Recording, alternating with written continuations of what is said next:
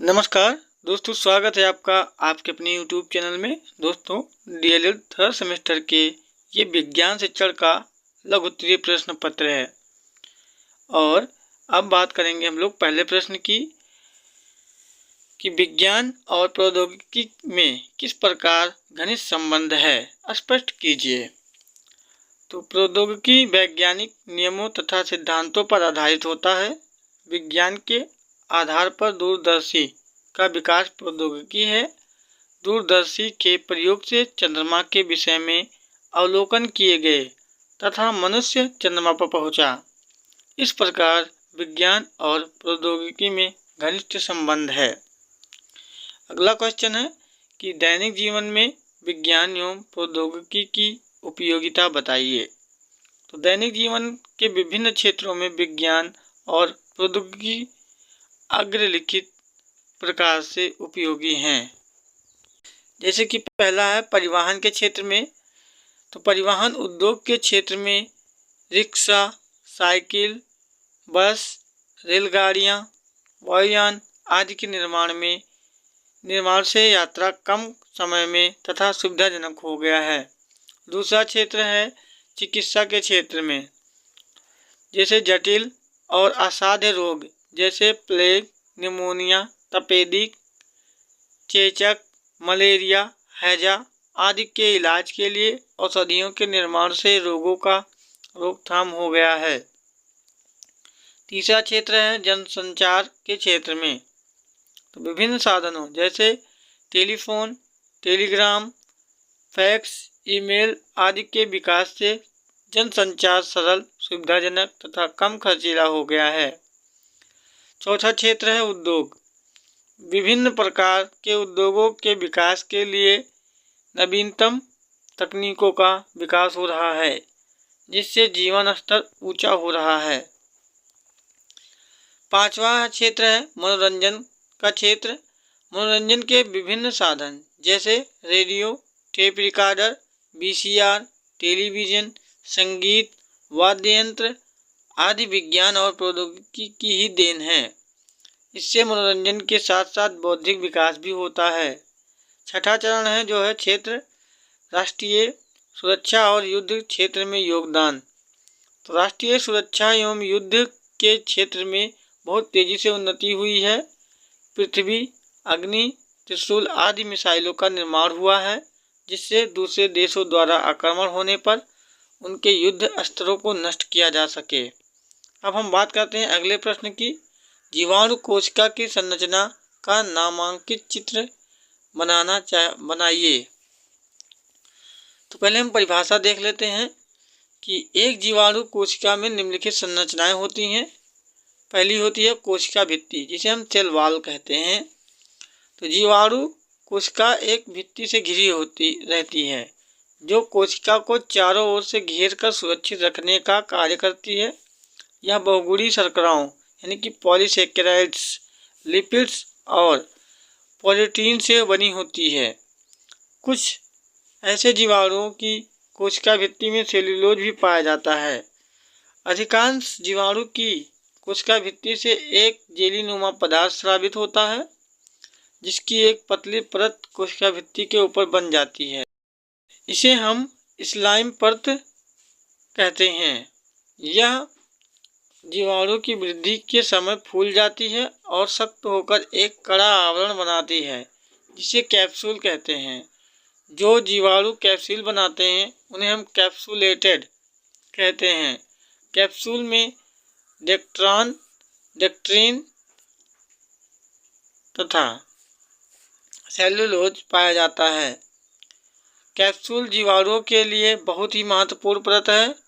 यह जीवाणुओं की प्रतिकूल वातावरण से रक्षा करती है और कोशिका के पोषण के लिए खाद्य पदार्थों को संग्रहित रखती है तथा बैक्टीरिया के उत्सर्गी पदार्थ भी इसी में एकत्र रहते हैं। कैप्सूल के कारण ही बैक्टीरिया जंतु के रक्त में पाए जाने वाले श्वेत रक्तकण यानी कि WBC नष्ट नहीं कर पाते हैं, जिन्हें बैक्टीरिया के लिए जनन में कोई रुकावट उत्पन्न नहीं होता है और इनकी वृद्धि बहुत तेजी से होती है। अब बात करते हैं, दूसरा है कोशिका द्रव्य, जिसे हम साइटोप्लाज्म कहते हैं। तो जीवाणु की कोशिका भित्ति के अंदर जीव द्रव्य भरा रहता है, जो बाहर की ओर जीव द्रव्य कला से घिरा रहता है। जीव द्रव्य कला लिपिड और लिपोप्रोटीन से बनी होती है। आप लोग इसका स्क्रीनशॉट ले लीजिए और एक बार बना के प्रैक्टिस कर लीजिए। ये है बैक्टीरिया की संरचना। अब बात करते हैं हम अगले प्रश्न की कि मधुमेह यानी कि डायबिटीज क्यों होता है, इसके प्रकार, कारण तथा लक्षण बताइए। तो डायबिटीज यानी कि मधुमेह जो है सामान्य स्वस्थ मनुष्य में खाने से पहले रक्त में जो शर्करा का स्तर होता है वो 70 से 110 मिलीग्राम प्रति 100 ml लीटर रक्त रहता है और खाना खाने के बाद में यह स्तर 120 से 140 मिलीग्राम प्रति 100 ml लीटर हो जाता है और फिर धीरे धीरे कम होता चला जाता है। पर मधुमेह हो जाने पर यह स्तर सामान्य नहीं हो पाता। जब किसी व्यक्ति के रक्त में ग्लूकोज की मात्रा सामान्य से अधिक हो जाती है तो उस व्यक्ति को मधुमेह से ग्रसित कहा जाता है। सामान्यतः व्यक्ति के शरीर में ग्लूकोज की जो मात्रा होती है 80 से 100 मिलीग्राम प्रति 100 ml लीटर रक्त होता है। मधुमेह की अवस्था में, मतलब मधुमेह किस अवस्था में हो सकता है, तो 100 ml ग्राम ग्लूकोज प्रति 100 ml लीटर रक्त होता है। जब रक्त में ग्लूकोज की मात्रा 180 मिलीग्राम प्रति 100 ml से अधिक हो जाती है तो ग्लूकोज जो गुर्दों की कोशिकाएं से छनकर पेशाब में आ जाता है और शरीर से बाहर विसर्जित होने लगता है। जब ग्लूकोज की बहुत अधिक मात्रा पेशाब में आने लगती है तो पेशाब गाढ़ा होकर शहद की तरह हो जाता है। इसीलिए इस बीमारी को मधुमेह कहते हैं। मधुमेह, देखिए यहाँ पे टाइपिंग मिस्टेक है, उपापचय है। मधुमेह उपापचय से संबंधित रोग है। इसमें कार्बोहाइड्रेट का उपापचय पूर्ण रूप से नहीं हो पाता, साथ ही प्रोटीन तथा वसा के उपापचय पर भी प्रभाव डालता है। कार्बोहाइड्रेट की अंतिम यूनिट ग्लूकोज कहलाती है और ग्लूकोज के ऑक्सीकरण द्वारा कोशिकाओं को ऊर्जा प्राप्त होती है। लेकिन ग्लूकोज की अतिरिक्त मात्रा इंसुलिन की उपस्थिति में ग्लूकोजिन में परिवर्तित होकर शरीर के विभिन्न भागों में, खासकर यकृत में एकत्रित होता है, जिससे आवश्यकता पड़ने पर ग्लूकोजाइन ग्लूकोज में परिवर्तित होकर ऊर्जा प्रदान कर सके। ग्लूकोजिन शरीर में कार्बोहाइड्रेट का संचित रूप है। इंसुलिन की कमी से ग्लूकोज ग्लूकोजिन में परिवर्तित नहीं हो पाता है तथा रक्त की ग्लूकोज की मात्रा बढ़ती जाती है। इसे हम हाइपरग्लाइसीमिया कहते हैं। जब रक्त में ग्लूकोज की मात्रा 180 ml प्रति 100 ml से अधिक होता है तो ग्लूकोज मूत्र के द्वारा उत्सर्जित होने लगता है। इस अवस्था को ग्लूकोसूरिया कहते हैं। मधुमेह के प्रकार, तो मधुमेह जो है छोटी उम्र में पाए जाने वाले मधुमेह होता है और दूसरा प्रौढ़ अवस्था में पाया जाने वाला मधुमेह होता है। मधुमेह का कारण जान लेते हैं हम। तो पहला, आयु तथा लिंग। आयु बढ़ने के साथ साथ मधुमेह के होने की भी संभावना बढ़ती जाती है। यह नवजात शिशु से लेकर किसी भी उम्र के व्यक्ति में हो सकती है। स्त्री तथा पुरुष दोनों में इसकी संभावना अधिक होती है। दूसरा है वंशानुक्रम, हेरिडिटी। तो मधुमेह रोग वंशानुक्रम का रोग है। यदि माता पिता दोनों मधुमेह से पीड़ित हैं तो उनकी संतानों में मधुमेह के रोग की आशंका बहुत अधिक हो जाती है। तीसरी बात है मोटापा। तो मोटे व्यक्तियों में यह रोग अधिक पाया जाता है। व्यक्ति मीठे खाद्य पदार्थ, आलू, चावल का अधिक सेवन करते हैं। उनकी व्यक्तियों के रक्त में ग्लूकोज की मात्रा अधिक बढ़ जाती है, जिससे पित्ताशय अधिक इंसुलिन को स्रावित करता है। काफ़ी समय तक पित्ताशय के अधिक क्रियाशील होने से आइसोलेट ऑफ लैंगरहैंस के कोष थक जाते हैं तथा अंत में नष्ट हो जाते हैं, जिससे इंसुलिन कम बनने लगता है और मधुमेह का रोग हो जाता है। अब हम बात करते हैं चौथी अवस्था जो है, चौथा है गर्भावस्था, प्रेगनेंसी जिसे बोलते हैं। वह स्त्रियां जिनमें मधुमेह की संभावना अधिक हो, उन्हीं में गर्भावस्था के समय मधुमेह रोग हो जाता है, क्योंकि गर्भावस्था में कार्बोहाइड्रेट के उपापचय पर प्रभाव पड़ता है या डालता है। अब मधुमेह के लक्षण के बारे में बात करते हैं कि पहला लक्षण है पॉलीयूरिया, मूत्र का बार बार अनावश्यक गति से विसर्जन होना पॉलीयूरिया कहलाता है। दूसरा है पॉलीडिप्सिया, तो रोगी को अत्यधिक प्यास का लगना, मूत्र द्वारा शरीर से पानी निकलने के कारण रोगी को पानी की कमी हो जाती है, जिससे उसे अधिक से अधिक प्यास लगने लगता है। तीसरा है पॉलीफेजिया, अत्यधिक भोजन करना, जब शरीर संपोषण के लिए आहार का उपयोग नहीं हो पाता है तब तंतुओं की आवश्यकताओं की पूर्ति के लिए अधिक भोजन की आवश्यकता पड़ती है। चौथा है कि मूत्र द्वार पानी की अधिक मात्रा शरीर से बाहर निकल जाने के कारण कोशिकाओं में पानी की कमी हो जाती है, जिसे हम निर्जलीकरण की स्थिति पैदा हो जाती है। पांचवा कारण है प्रतिरोधक क्षमता में कमी। छठा कारण है घाव के भरने में काफ़ी समय लगता है, क्योंकि मधुमेह के रोगी के शरीर में कीटाणुओं को पनपने के लिए अच्छा वातावरण मिल जाता है, जिससे कीटाणु तीव्र गति से पैदा होते हैं। सातवां कारण हमारा है कि ज़्यादा समय तक मधुमेह पर नियंत्रित न रखने से रोगी को उच्च रक्तदाब तथा कैरेक्टर होने की काफ़ी संभावना होती है, नाड़ी विक्षिप्त हो जाती है। और आठवां कारण है अगर लंबे समय तक स्थिति नियंत्रण में नहीं रहती है तो इलेक्ट्रोलाइट इम्बैलेंस हो जाता है। नौवां कारण हमारा कीटोसिस की स्थिति उत्पन्न हो जाती है। और 10वां कारण व्यक्ति कोमा में चला जाता है। अब हम बात करते हैं अगले प्रश्न की, ओजोन परत अपक्षय से आप क्या समझते हैं और इसके कारणों पर संक्षिप्त टिप्पणी कीजिए। तो हमारे वायुमंडल में नाइट्रोजन, ऑक्सीजन, कार्बन डाइऑक्साइड आदि गैसों के अतिरिक्त ओजोन नामक गैस भी विद्यमान है। वायुमंडल में स्थित समताप मंडल के ऊपरी भाग में लगभग 25 किलोमीटर की मोटी परत गैस की एक परत है, जिसे हम ओजोन मंडल भी कहते हैं। पृथ्वी ग्रह पर उपस्थित प्राणी व वनस्पति जगत के लिए ओजोन परत रक्षा कवच का कार्य करती है। सन 1970 के दशक में वैज्ञानिकों को ज्ञात हुआ कि वायुमंडल में उपस्थित ओजोन गैस का धीरे धीरे क्षरण हो रहा है, जिससे पृथ्वी के पर्यावरण के गंभीर संकट उत्पन्न हो रहा है। ओजोन का जो अणुसूत्र है O3 है, मतलब ये 3 ऑक्सीजन से मिलकर बना हुआ है। रासायनिक भाषा में इसे हम ट्राई ऑक्सीजन भी कहते हैं। जीवाणु के 3 अणुओं से ओजोन के 2 अणु का निर्माण हुआ है, क्योंकि 3 ऑक्सीजन से 2 अणुओं का निर्माण हुआ है बताया गया है। सामान्य तापक्रम पर ओजोन एक रंगहीन गैस है। यह गैस जल में घुलनशील होता है।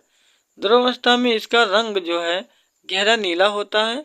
समताप मंडल में ऑक्सीजन से ओजोन प्रकाश रासायनिक क्रिया द्वारा निम्नलिखित ढंग से बनती है, जैसे कि O2+ प्रकाश से O और O+O2+ N2 या फिर O2 मिलके O3 बनता है।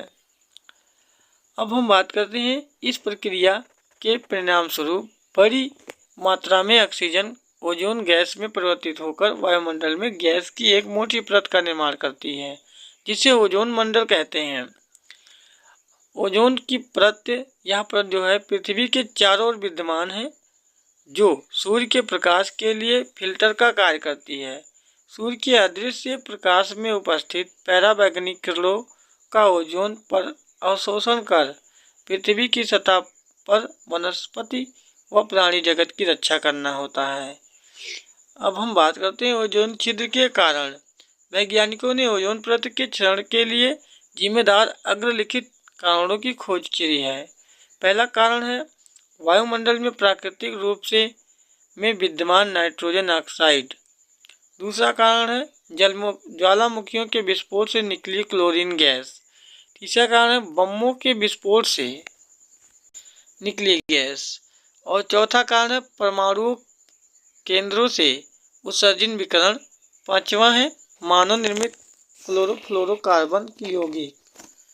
और ओजोन परत के क्षरण के लिए CFC के यौगिक का उपयोग निम्नलिखित में होता है। पहले जैसे रेफ्रिजरेटर उद्योग में प्रशीतक के रूप में। तीसरा है इलेक्ट्रॉनिक एवं ऑप्टिकॉम उद्योग में। चौथा जो है प्लास्टिक व फार्मेसी उद्योग में व्यापक रूप से प्रयोग किया जाता है इसका। और पांचवा है परफ्यूम व फोम के उद्योग में। CFC पृथ्वी के निचले वातावरण में बिना अपघटित हुए 100 वर्षों तक मौजूद रह सकते हैं। जब ये समताप मंडल में पहुंचते हैं तो वहां सूर्य के पराबैंगनी विकिरण द्वारा प्रकाशीय विघटन प्रक्रिया द्वारा क्लोरीन परमाणु मुक्त करते हैं। ये क्लोरीन परमाणु ही ओजोन परत के प्रमुख शत्रु हैं। क्लोरीन परमाणु ओजोन अणु को विघटित कर ऑक्सीजन तथा क्लोरीन मोनोऑक्साइड बनाते हैं और क्लोरीन का एक परमाणु ओजोन गैस के 1 लाख अणुओं को नष्ट करने की क्षमता रखता है। यही रासायनिक अभिक्रियाओं और ओजोन छिद्र का कारण है। यह रासायनिक अभिक्रियाएं कम ताप पर संपन्न होती हैं। इसके लिए तापमान 0 से 80 डिग्री कम होना चाहिए। ध्रुवों पर तापमान काफ़ी कम होता है। सही कारण है कि ओजोन छिद्र ध्रुवों के ऊपर पैदा हुआ है। अब बात करते हैं अगले प्रश्न की। भोजन परिरक्षण से आप क्या समझते हैं, या फिर खाद्य परिरक्षण किसे कहते हैं, इसकी परिभाषा बताइए। तो भोजन एक अनिवार्य आवश्यकता है। मनुष्य को अपने स्वास्थ्य को ठीक बनाए रखने के लिए एक प्रकार के भोजन करना चाहिए कि जो कि संतुलित होने के साथ साथ पूर्ण रूप से कीटाणु रहित हो। प्रायः अधिक गर्मी के मौसम में भोजन में बैक्टीरिया तथा अन्य छोटे छोटे जीवाणु प्रवेश कर जाते हैं तथा भोजन को विषाक्त बना देते हैं। परंतु भोजन संरक्षण की विधियों का उपयोग करके भोजन को कुछ समय तक संग्रहित किया जा सकता है। इसी प्रकार से भोजन संरक्षण की विधियों के द्वारा अतिरिक्त भोजन को एक स्थान से दूसरे स्थान पर भेजकर उपयोग में लाया जा सकता है। सार रूप में यह कहा जा सकता है कि भोजन संरक्षण का कारण भोजन में से हानिकारक जीवाणुओं को नष्ट करके एक निश्चित समय तक भोजन संग्रहित करना। अब हम बात करते हैं अगले प्रश्न की कि किसी गुब्बारे से हाइड्रोजन गैस भरकर छोड़ने पर वह ऊपर उड़ने लगता है, तो कारण बताइए।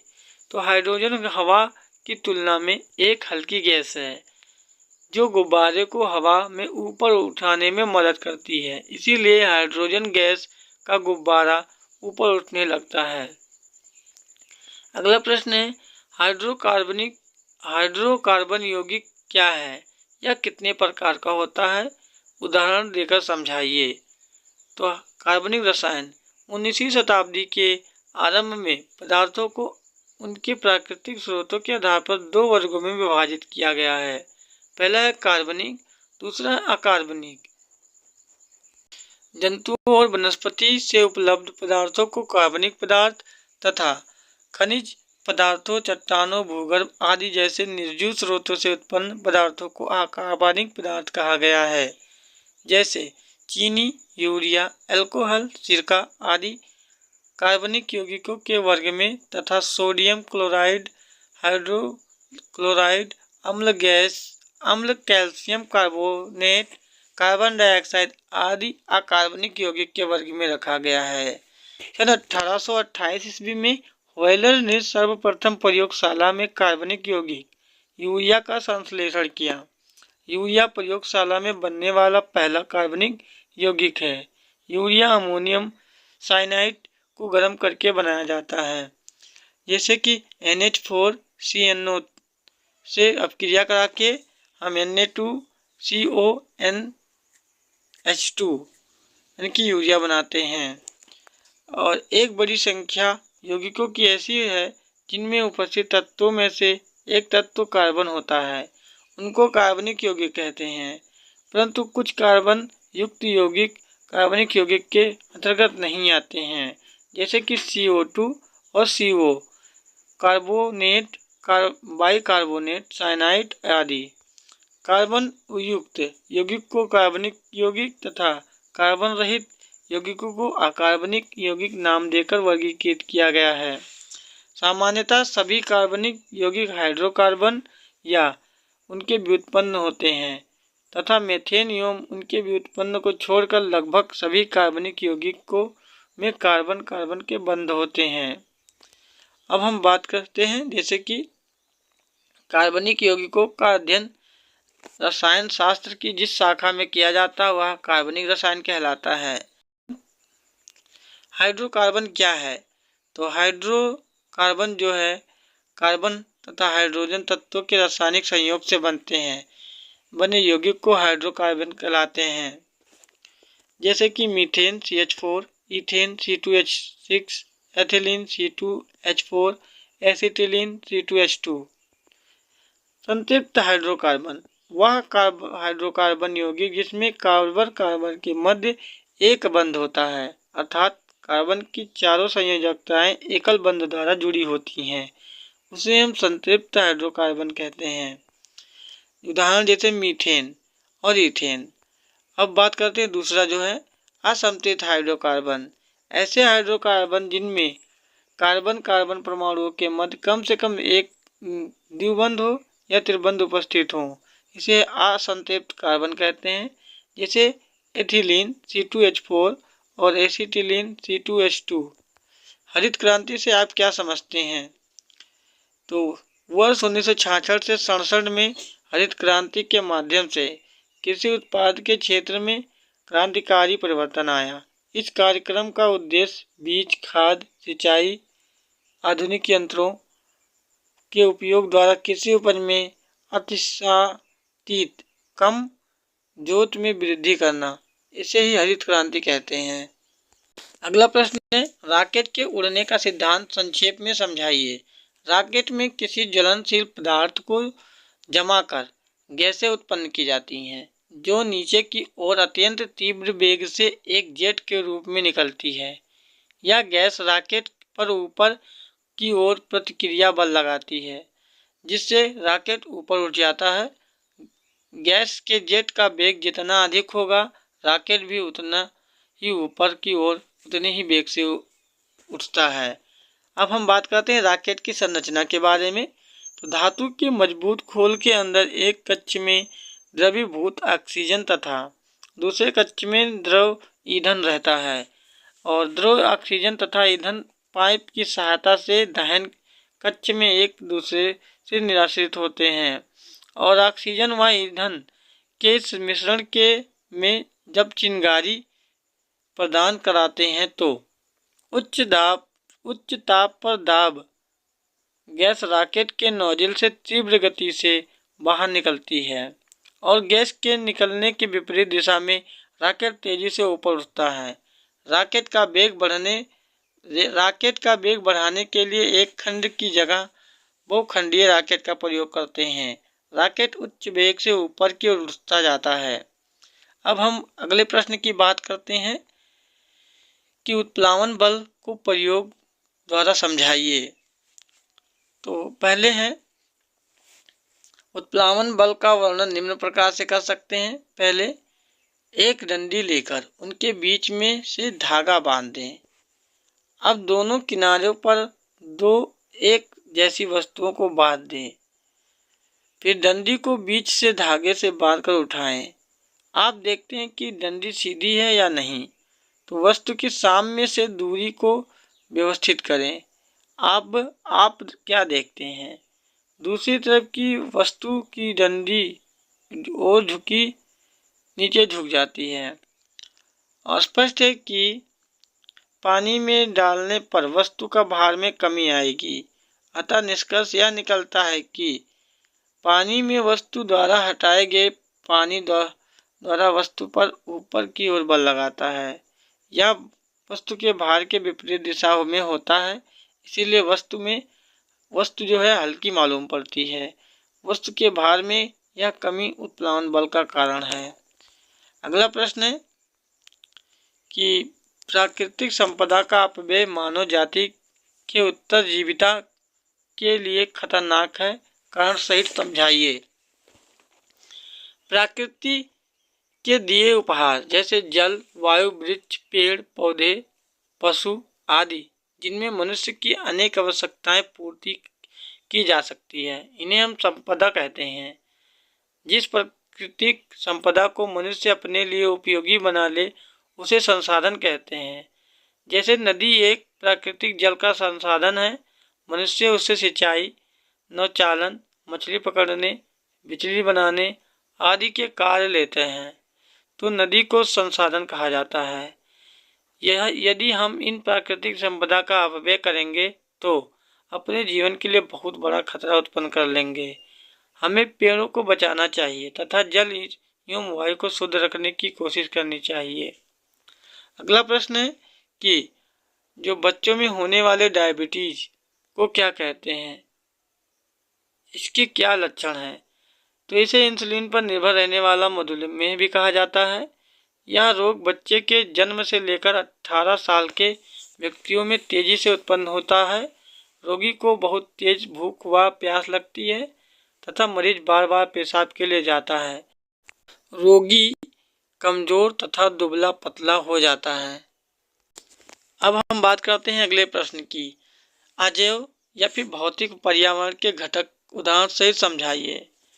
तो भौतिक पर्यावरण हमारे आसपास की समस्त अजैविक सृष्टि से जो पर्यावरण निर्मित होता है उसे हम भौतिक पर्यावरण कहते हैं। भौतिक पर्यावरण के प्रमुख अवयव थलमंडल, जलमंडल तथा वायुमंडल, ये तीनों अवयव विभिन्न कारकों से निर्मित हैं। अब बात करते हैं स्थल मंडल की, जिसे हम लिथोस्फीयर कहते हैं। स्थल मंडल में तकनीकी दृष्टि से भूभाग तथा समुद्री भाग, द्वीप, समुद्री पर्वत आदि सम्मिलित होते हैं, किंतु सामान्यतः इसका प्रयोग भूतल दर्शाने के लिए ही किया जाता है। संपूर्ण पृथ्वी का 3/10 भागी स्थल मंडल है। हमारा स्थल मंडल मिट्टी, स्तर, चट्टानों, पर्वतों, पठारों तथा रेगिस्तानों से मिलकर बनता है। मानव स्थल मंडल का उपयोग करने व फसल पैदा करने तथा पशुचारण, वृक्षारोपण, यातायात के लिए सड़कें तथा रेल मार्ग बनाने, खनिज पदार्थों के उत्खनन से करता है। स्थल मंडल के प्रमुख कारक निम्नलिखित हैं, जैसे मिट्टी, चट्टानें, मैदान, पठार, पर्वत, रेगिस्तान, पहाड़ी क्षेत्र और ज्वालामुखी। अब हम बात करते हैं जल मंडल की, जिसे हम हाइड्रोस्फीयर कहते हैं। तो पृथ्वी का जो सतह है लगभग 72 यानी कि 71% भाग पर जल से आप्लावित है। इसमें से 97% जल जो है समुद्र जल है, जो कि बहुत खारा है, और 3% जल अन्य स्रोतों का जल है। जल तथा ऑक्सीजन गैस के बाद प्राणियों के लिए दूसरा परम आवश्यक पदार्थ है। मानव जल का प्रयोग पीने के लिए, सफाई, फसलों को लगाने के आदि में करता है। पृथ्वी पर जल के प्रमुख स्रोत निम्नलिखित हैं, जैसे कि धरातलीय जल स्रोत, इनमें समुद्र, नदी, झरने, झील, तालाब प्रमुख हैं। दूसरा है भूगर्भीय जल स्रोत, इसमें है कुएं और ट्यूबवेल। अब हम बात करते हैं अगले मंडल की, जो है वायुमंडल, जिसे एटमॉस्फेयर कहते हैं। पृथ्वी के आसपास के वायु के आवरण को वायुमंडल कहते हैं। वायुमंडल का विस्तार पृथ्वी की सतह के ऊपर लगभग 200 मील तक फैला हुआ है। वायुमंडल की गैसीय संरचना निम्नलिखित है। तो जो ऑक्सीजन की मात्रा है वायुमंडल में 21% है। सबसे ज़्यादा जो है नाइट्रोजन है 78%। और कार्बन डाइऑक्साइड की जो मात्रा है 0.03% है। आर्गन की जो मात्रा है 0.9% है। और नियान की जो मात्रा 0.001% है। और हम बात करते हैं वायुमंडल के कारक। तो वायुमंडल के निम्नलिखित प्रमुख कारक होते हैं, जैसे कि गैस, धूल कण, धूम्र, सूक्ष्म जीवाणु, जल वाष्प, बीजाणु तथा परागण। दोस्तों, वीडियो को देखने के लिए पूरा आपका बहुत बहुत धन्यवाद। मिलते हैं नेक्स्ट वीडियो में।